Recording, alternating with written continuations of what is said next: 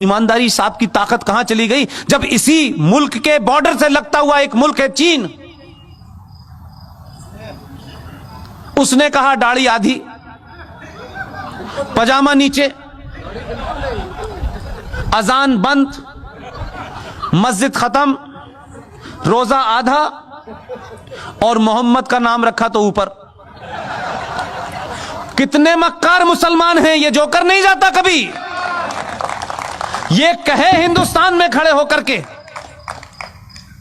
कि ईरान के अंदर, चाइना के अंदर मुसलमानों के साथ बड़ी नाइंसाफी हो रही है, यहां से कहोगे यहीं से उठवा लेगा वो। एक लफ्ज नहीं बोले।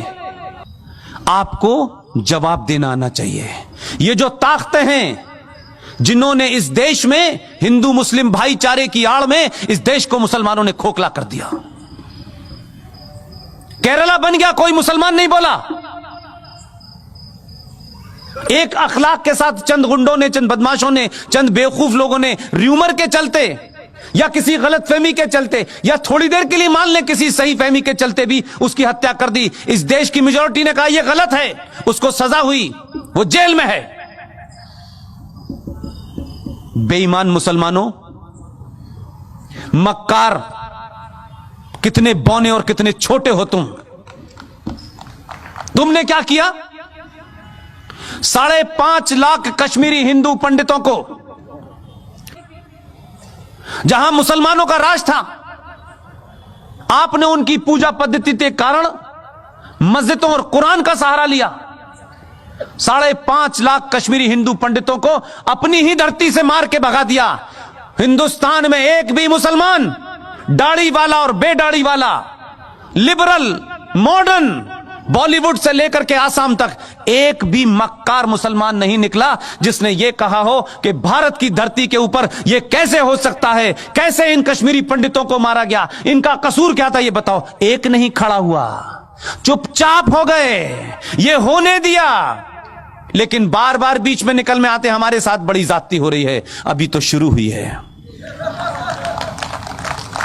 इसलिए मैं बार बार कहता हूं, आप अपने फंडों को क्लियर रखें, किसी गफलत के शिकार ना हो।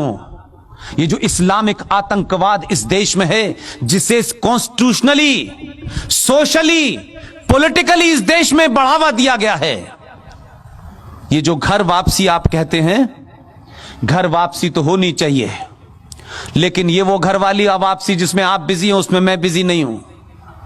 ये घर वापसी 1947 से होना शुरू हो गई है। अभी 35 पे 370 गया है, मंदिर वापस आया है। अभी काशी भी लेना है, मथुरा भी लेना है। इसके बाद में यूनिफॉर्म सिविल कोड भी आना है।